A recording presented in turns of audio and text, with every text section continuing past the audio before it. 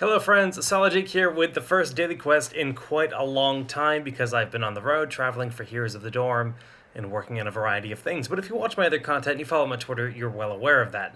Now, of course, what you might not be aware of is the fact that I'm now sponsored by Asus Republic of Gamers. I have a brand new Asus laptop, and it's a beast, and it's allowing me to make all these videos, so shoutouts to them for making this possible. So, today we're going to be taking a quick look at Dehaka and pretty much what is considered to be one of the earlier, more viable builds. This is a build that BKB actually informed me of. BKB, he's now one of the hosts on Town Hall Heroes, and he is, we were chatting this week on the show, and he was talking about this new style of Dehaka, which is looking quite nice. So that's totally not Dehaka, that's Vala. This guy is Dehaka. Now, Dehaka is kind of one of the cooler warriors they've put in the game for a long time. You are a noisy, chattery fellow, so we're gonna squelch that immediately. So anyways, Dehaka is, as we predicted last week, kind of like the Brightwing of warriors, where he has this great global presence and he has the ability to be almost anywhere at any time, which is immediately like a great asset, right? A warrior that has displacement, the ability to peel, but also has great mobility, is probably going to be a pretty decent warrior.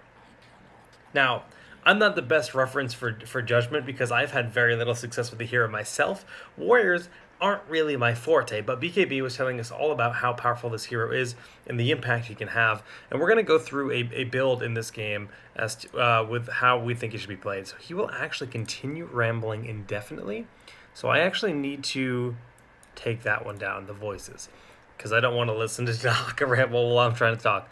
So his kit in general, he just has the Q, which is drag, to really just kind of pull someone out of positioning. You can really pull them in. It's a 1.75 drag, which is a really long time to lock someone down. Like, even if you're just trying to peel an Illidan off your back line, it's basically like a 2-second stun where you hold Illidan in place to blow him up. So that's already like really quite good. On top of that, he's got Dark Swarm. This is really great for just, clearing the lanes, and we'll talk about how that becomes so impactful. Burrow gives him a bit of survivability, and it pairs nicely with his trait, which is Essence Collection. He can actually pop that essence to heal, and if you're healing while burrowed, well, guess what? The heal over time is going to get a lot of value, and you're invulnerable. And also, the Burrow can get you away from poison damage. It can get you away from a Pyroblast. It can get you away from a triple tap, like you name it. He's got all of these abilities that basically become a waste if you use it on him, and that's quite nice. And you can just juke a hook or whatever too if you had to. Then he's got 2 heroics. Isolation is the main one you're going to be looking for. This is really quite impactful. It's silence in a slow for 30% for 3 full seconds. It does a bit of damage, a decent amount, and it basically makes it so that hero can't see anything. So not only can they not see, they can't cast for 3 seconds, and they can't really move around that quick. Quack. Hello? But it's just really good isolation. Who would have thought? Who would have thought isolation is good at isolating? Well, apparently Blizzard did, and they made great decisions in naming this ability when they designed its design. Awesome. It's really fun, it's really powerful, and you should probably be getting it in most of your games. On the other hand, adaptation, hard to use. It's 5 seconds that you have to wait, and all the damage you take on over those 5 seconds will then heal you for 60%, but it feels kind of like a crappy ancestral heal, like just kind of like a poop ancestral heal. It's not good. It's definitely could give you added survivability in the front line. Definitely has like some merit, but I think it might need some number tweaking if we're ever going to see it used like to a legitimate standpoint. And then those are his abilities. Of course, has some very handsome skins, looking hella decent. This one, though, takes the cake. Oh, yes. Oh my god, that's so good. But let's talk about Dehaka's talents and really where he fits in. And we're not going to do a full run through right now. We're just going to kind of talk about the play style that everybody is having the most success with at this point in time in the early styles of Dehaka and why it's impactful. So Dehaka inherently has mobility, and especially level 20. We're just going to jump to 20, yes, and we're going to look at Apex Predator. And this basically reduces the Brush Stalker's cooldown by 30 seconds. in its cast time by 0.5 seconds. Well, we didn't actually talk about Brush Stalker, but Brush Stalker is effectively his mount replacement. Does it even show it anywhere on this page? That tilts me so hard that it doesn't show it here. It should show it in the play section at least. But Brush Stalker is basically, it's a 40-second cooldown. You burrow to any bush on the battleground, and that's inherently why Dehaka has like this great global presence. So the fact that you can reduce that cooldown down to 10 seconds, a 10-second global presence, like, can Brightwing do that? No. Can anyone do that? No. Dehaka actually will have like the most mobility in the game. 10-second cooldown, burrow somewhere, help out, burrow across the map, kill someone, burrow somewhere across the map, control a temple, you name it. Like, it's just like really powerful. So just Brush Stalker in general gives him like this great presence. So you want to be able to maximize your push potential. And a lot of new players in Heroes of the Storm don't really prioritize lane clear as much as they should. But lane clear is an incredibly valuable asset. At the end of the day, Heroes of the Storm is largely about team fighting, right? It really is largely about taking team fights and winning the objectives and ultimately winning the game. And getting that early edge through those team fights and through your superior control of the objectives in the mercenary camps. So having strong lane clear enables you to make those rotations and make those plays happen, because soaking is also very crucial. But in Heroes, it's not necessarily always correct. Actually, I'd say more often than less, it's not correct to just stay in your lane and soak. You really oftentimes want to kind of just clear the wave, move and do something. Clear the wave, move and do something. Yes, you have heroes like, Zagara and Thrall and Zool that make excellent solo laners, and you tend to see a 4-1 split in a lot of different battlegrounds for those specific reasons. And you put that strong solo laner that's going to be safe and control their lane. But Dehaka's going to want to be roaming around a lot, and he's going to want to be able to clear those waves rapidly, because that's where this hero excels. I totally realized I just want to mega rant about lane clear, but it's good. I think it's probably for the best. So basically, we've got Enduring Swarm. That's cool. It nullifies some damage, but Primal Aggression just gives 100% bonus damage to all minions and mercs, and that's really where you should be going. Like, inherently, it just feels absolutely crucial for Dehaka to have this ability, or this talent on his ability, to be able to quickly clear that wave of minions, maybe help the mercenary camp, you name it. And that's just about on any battleground. And you're probably only going to be playing Dehaka on the larger battlegrounds anyways. I don't see as much viability for him on, let's say, Tomb of the Spider Queen. Not really going to be the best. Ooh, people are playing ARAMs. I should join them. Not right now. Maybe later. Anyways, shoutouts to you, Zoology, for posting that in the Zoology channel. So handsome. Level 4, pretty much you want to go for Numbing Eruption. This is going to make it so that when you come out of your burrow, you do a knockback, and then it does a 30% slow for 2 seconds. So when you're using your E in many, many situations, you're going to be using your burrow to get away, right? To dodge and to survive while your heal comes through, or to wait for someone to rotate to you.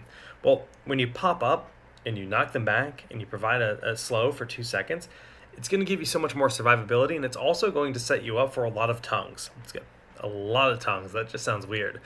What is that actual ability called? Drag. Sounds a little bit better than tongues.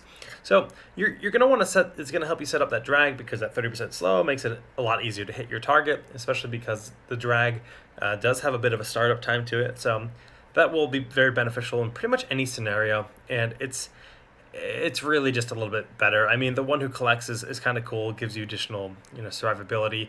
I don't think Hero Stalker is really that worthwhile, to be honest with you, and I don't like the stealth either.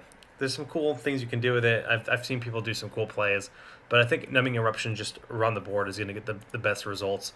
Level 7, you just want to go Symbiosis. Like, straight up, just get Symbiosis. This basically gives you so many more casts out of your double. You're going to be, or out of your W, you're going to be in the face of your enemies quite often. And this adds up quick. So you're going to find yourself spamming your W ability quite often, and it allows Dehaka to do the damage he needs to do. It really is critical to make him viable in the damage sense. And it just feels like the only... I don't like any of these other talents compared to this. It just feels infinitely better through the games I've played. And BKB agrees. BKB was talking about it, and he said he goes with it 100% of the time. Like we talked about, it's all about isolation.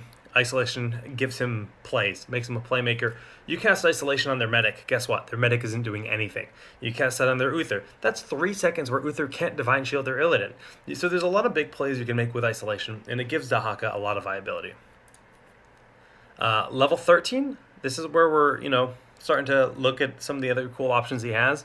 And generally speaking, you're going to go for the Whirling Dervish. This is basically going to give him that unstoppable, make it really hard to, or relentless, I guess, make it really hard for him to be slowed or rooted and everything, all while the Dark Storm is active. I thought it was called Dark Swarm, but I guess it's Dark Storm. This is Swarm. Dark Storm. Well, Blizzard, we just found a typo. That really tripped me up. And yes, excellent. Well, we found it here, guys. I guess report it to Blizzard for me and let them know. Solid Jake says the ability is called Dark Swarm, at least as far as I understand it, because Dark Storm doesn't really make sense. But Kawhi Rice says no. And Kawhi Rice, I hope it's all right, buddy.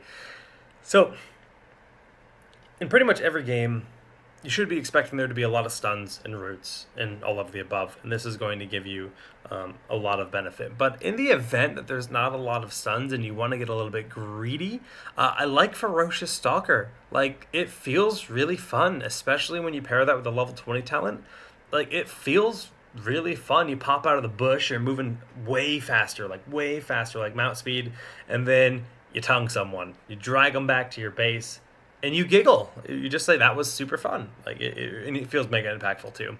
So if you can get away with not picking up Whirling Dervish, definitely run with Ferocious Stalker.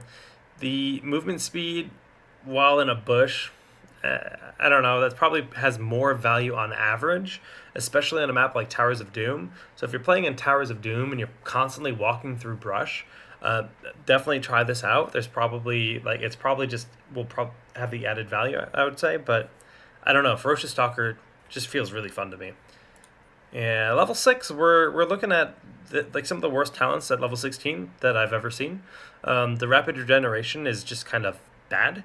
The additional drag range is probably decent, but it doesn't really feel that impactful. And BKB put it really nicely on Town Hall tonight. He said to grab Paralyzing Enzymes unless they have Cleanse. So if they have Cleanse, this is not going to get any benefit at all. I mean, they're just going to cleanse it, and it's not going to give you that 2 seconds. And then you would grab Elongated Tongue. But really, Rapid Regeneration is really unimpactful. I think a lot of these abilities need tweaks. The Elongated Tongue probably should be even longer than 20%, maybe 30%, and reduce some of the animation, make it come out quicker. So it actually feels mega scary, super impactful. The regeneration should probably heal you for more than that. It should probably allow you to move while underground for those 2 seconds.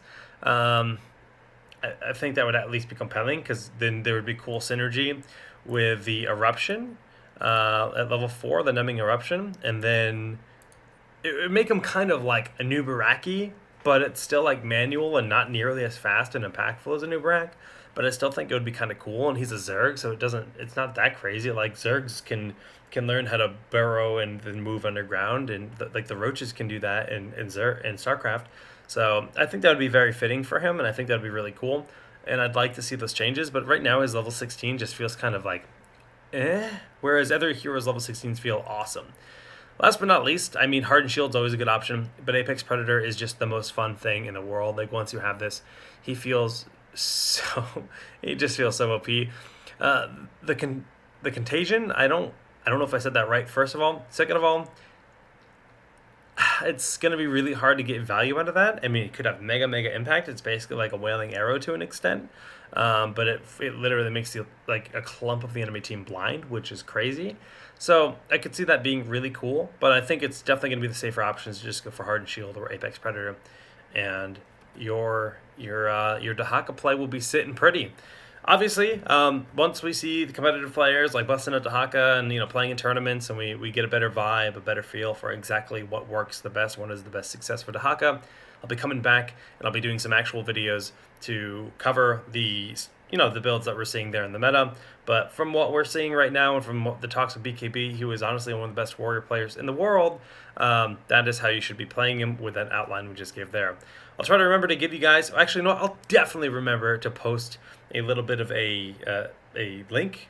A full link, entire link that contains the build that we just talked about right now for Dehaka in the YouTube description.